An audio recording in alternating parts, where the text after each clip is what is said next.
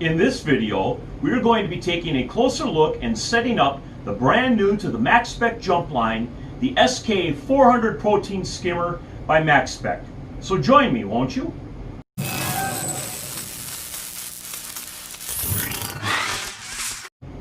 So before I get started on this video, I would like to take a moment to again thank Maxspect and also Lee from Maxspect. He's been giving me a lot of help online as far as product information, whether it be specifications, setup information, that kind of stuff. So thank you to both of them. Now what I'm going to do in this video today is I'm going to go over some of the specifications of the skimmer, and then we're going to go ahead and assemble the skimmer, and then we are going to install it on this 120-gallon reef-ready tank. So if you haven't done so already, please subscribe to my channel and hit the like button if you like this video, and also don't forget to hit the notification bell so that you get notifications on future videos. So let's get started. Alright, so the SK-400 is a dual inlet DC powered skimmer, which is controlled by this Maxspect controller right here. It is rated for between 100 and 265 gallons of water, depending on your bioload. That translates into 400 liters to 1,000 liters. It is a acrylic body skimmer. It has a fairly large collection cup here, and a couple of the features that I would like to point out on the skimmer right away, which is kind of unique to it, is it has this little knob here for raising or lowering the water level inside the skimmer, which is very nice, very easily accessible.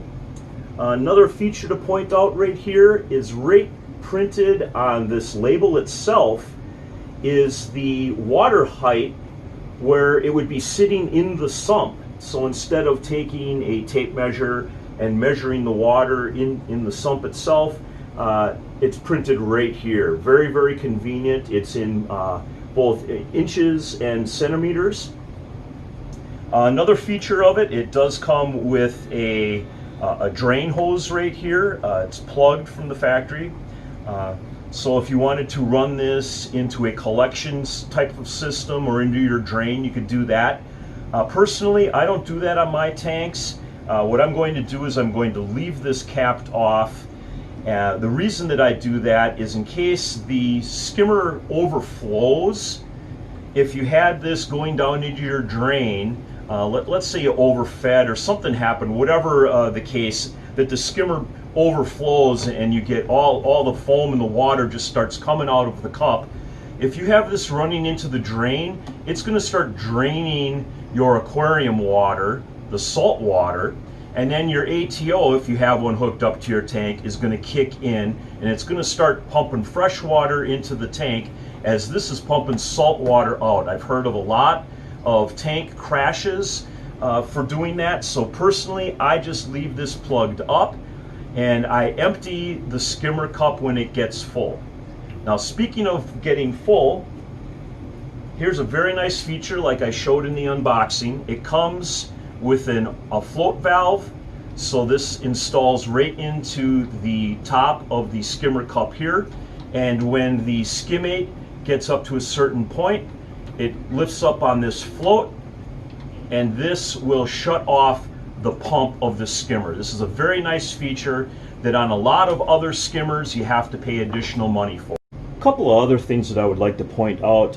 This is the back side of the skimmer, and these are the air inlet tubes to the pump. And right here, built right into the skimmer body itself, is the air silencer. So that's really cool. Clips right into the body like that. It's really clean. It doesn't have a big muffler hanging off of the side here. One other thing is that they include extra parts right with the skimmer. Like there is a seal right down here. They also include some pump parts so that over time when these items may wear out, you don't have to go and buy them right away. They include it right with the skimmer, so that's really cool.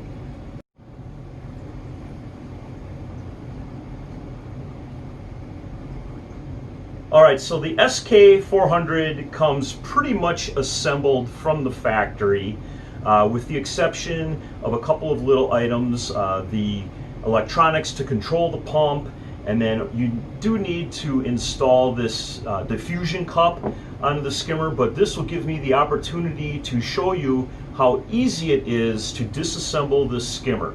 Now you do need to take your skimmer out. I like to do it like twice a year, take it out of the system and clean it up, give it a vinegar bath or citric acid bath, soak the parts. You always want to make sure that you remove any silicone rubber pieces if you're going to soak in vinegar. But I like to take things apart, check over the pump for any wear, replace any parts that may be necessary, and put it back together. So to disassemble this, it's really, really simple. It has 4 fasteners, one on each quarter of the base here, and you just turn them a quarter of a turn. Doesn't matter if you turn them to the left or turn them to the right, which is really nice. It's not a nylon threaded screw that you have to sit there and undo, take forever. So I'm going to take the skimmer collection cup off of here. Now it's the first time I've taken this apart, so things are going to maybe be a little tight in some spots. So once with the collection cup being off, all you need to do is the inlets have these silicone seals right here that fit into the inlet body of the pump. And they just pull out just like that. And then you can pull the whole silencer off, set that off to the side, which is really nice. And then the pump body just lifts right off of the base, which is really cool. The pump itself has a rubber isolator here. I'm assuming that this is to reduce vibration, so we're going to see once we get it up and running. This plate does also come off if you wanted to for cleaning. Put that back on there like that. And if you needed to remove the pump itself from the base, the power cord is held in with this like little silicone grommet piece right there. So that's really nice. And then it is also, this grommet is split because you don't want to soak this in vinegar, so you can just pop that right off. You're good to go. So that's a cool feature. I like that. Put it in the right way, Ron. There we go. Okay, so that's pretty neat. It's just press fits just like that. And this is going to diffuse the foam that's coming out instead of just like going straight up. Probably adds like a nice little swirl to the skimmer. So we've got that installed right there. Put the pump body back on. Turn these fasteners quarter of a turn. Take our air system, clip it on there. Just line it up. Press it in. You're good to go. Put the cup back on. We're ready to install it. So it's time to install the skimmer into our sump here. Before we do that, a couple of things I'd like to go over. Before you actually put it into the sump, you should adjust this water level knob so that it is all the way open. That'll make sure that the water level is as low in the skimmer as possible, and then you just adjust it until you get it up to where it needs to be. Also, I have taken all of the parts with the exception of the silicone pieces, and I have either soaked or wiped them down with vinegar to help remove any oils that may be on the acrylic during the production process. So that's something important. If you don't do that, it will take longer for the skimmer to actually break in. Now there is going to be a small break-in period on this, even though I wiped and soaked things in vinegar. Just be aware of that when you initially get it installed into the sump with every skimmer, there's going to be a break-in period.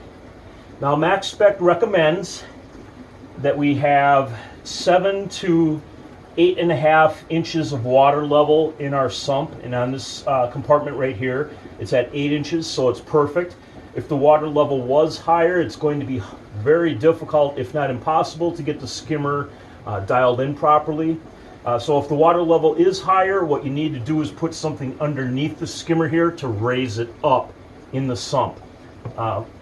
One nice thing that is on the skimmer is that there's some fairly large rubber feet on it that are surrounded in silicone, and that will dampen any vibration that is being caused, if there is any, by the pump here. So let's get this installed into our sump, and then we'll get the controller hooked up. To make installation easier, I am going to remove the collection cup from the skimmer. That way it's not so cumbersome to get it into the sump.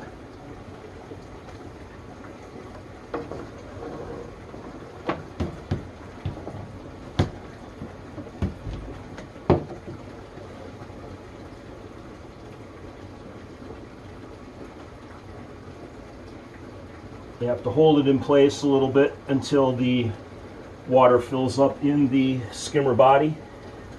Maxspect also recommends that you have 1 inch of clearance where the inlets are for the pump. So we have plenty of space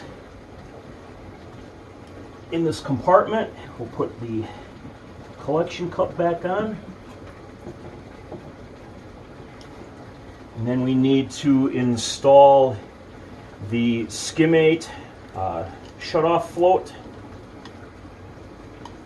into the cap, just like so. It just pushes right in.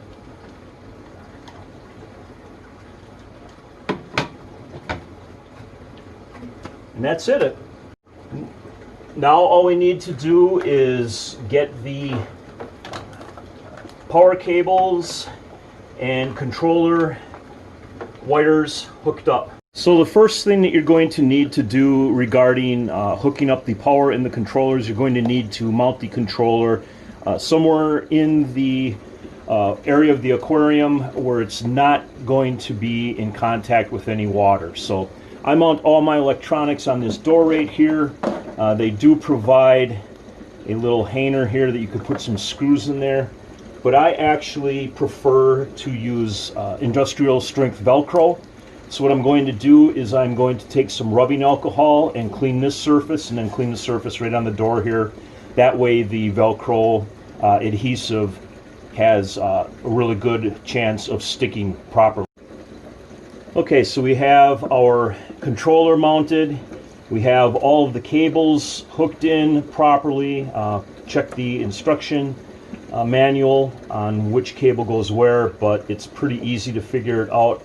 With maybe the exception of the lead coming from the collection cup overflow float and the power cable here.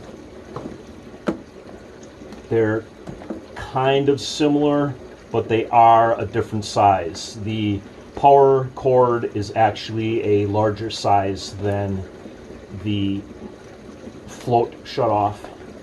So we'll hook those up like so. And then this box here that is next to this controller, this is something that I've had for quite a few years.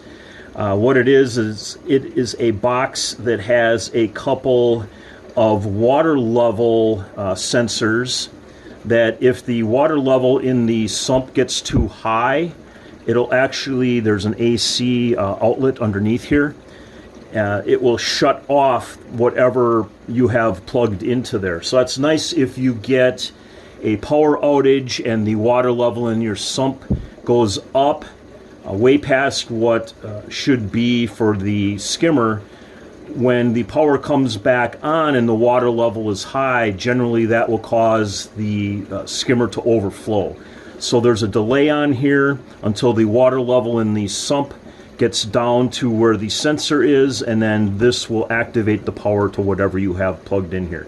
But this is something that was extra that I purchased years ago. So I'm going to plug the AC cord for the power supply into there, and then I'm going to tuck all these wires, get them all wrapped up very nice, and I will put this power supply in a spot in the stand where it's not going to get any moisture on it. Okay, so we'll go ahead and connect our power cord. You can see the digital display starts a countdown until it will apply power to the pump, and this is set at 50% power. If you want to change it, there is a button in the middle of this dial, and you just bring the number up. That would be 100% power, and you can run it all the way down to the off position actually, or anywhere in between. So I'm going to start it off at 50%. Once you get it to where you want, press the button again, and now it will start the pump up. There is also a on-off power button up here in this corner, and then down below here is a feed mode setting that will shut the skimmer off for 600 seconds when you press this.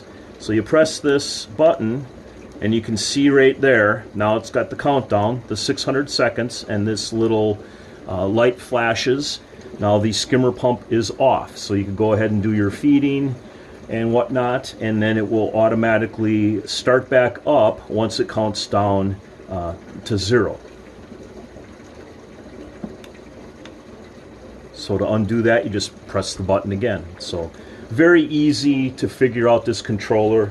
But all the information that you need is included with the manual.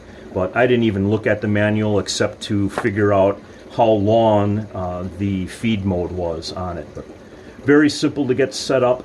Now what I'll do is I will tidy up all of these cords, and I will tuck the power supply in an area under the sump here, or not under the sump, but under the tank in the stand where it's not going to get any water or moisture on it. So that's pretty much it, with the exception of dialing in how much power to use the pump with, and then also the water level in the skimmer itself. So you can see at 50% power and the skimmer adjusted all the way open that it's not really raised up too much higher than the actual water level that's in the sump. So we're going to go ahead and we're going to move the knob here, and that closes off this little door down below, which is allowing the water to escape out of the skimmer. And you can see that the level in the body raises way up. There's a little bit of a delay here, so I'm going to open it up a little bit. And I think I'm actually going to turn the power up on the pump itself. So like I showed before, just press the button on the center and move the dial. I'm going to raise it up to like 80% and see how that changes. I'm going to do that right now.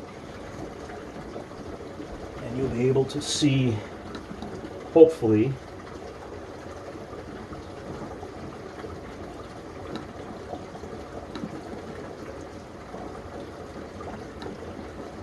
okay, so that is set at 80%.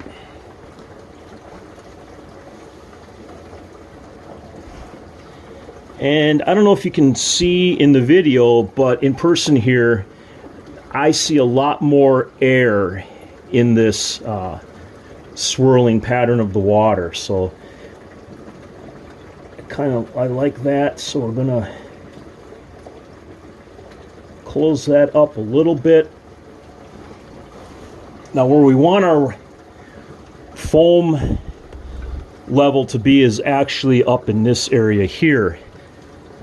But because the skimmer hasn't been broken in yet, you don't want to raise it up right away because it'll end up overflowing the skimmer. So we're going to gradually work it up over a course of several hours. I cannot hear the skimmer running at all. I cannot hear the pump. I'm feeling the skimmer and I don't feel any vibration whatsoever. So this is very quiet. All that I hear going on the tank is the water that's flowing through the sump here. So very impressed so far. We'll see how things are. We'll come back to it probably tomorrow and see what needs to be adjusted. I'm sure there's going to be some adjustment. There is on every skimmer.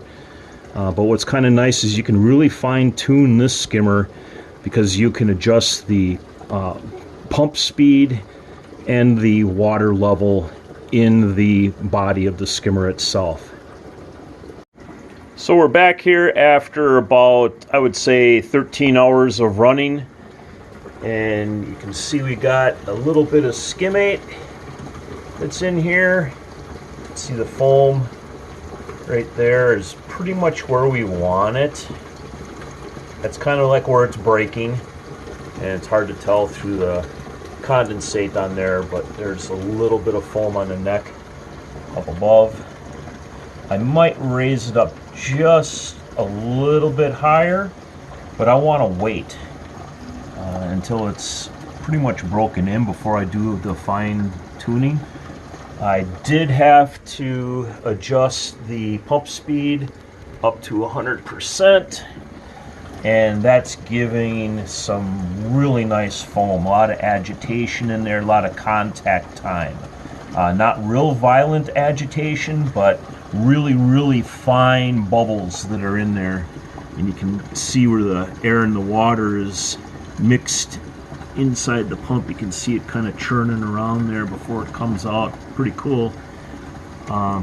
So I'm going to give this a couple of days to really get broken in before I make any more adjustments to it. But yeah, it's pulling skimmate out of the water already, and it is quiet.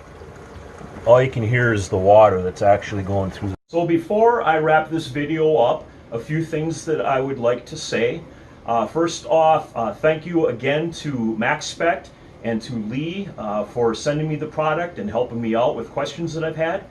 The manufactured suggested retail price of the SK-400 is $350 US.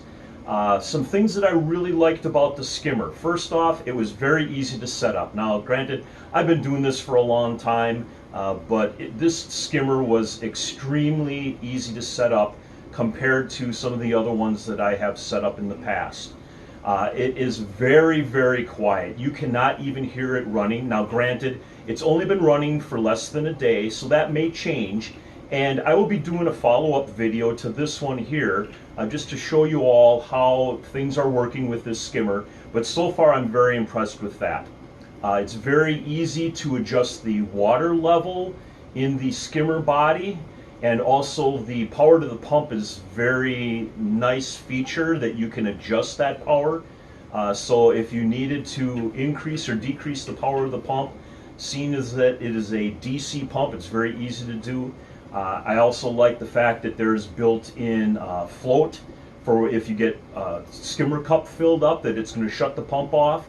I also like that there's a feed mode button, so I don't have to go in with an apex or something like that if you don't have an apex to hit feed mode. It's very nice that they have this included with this skimmer.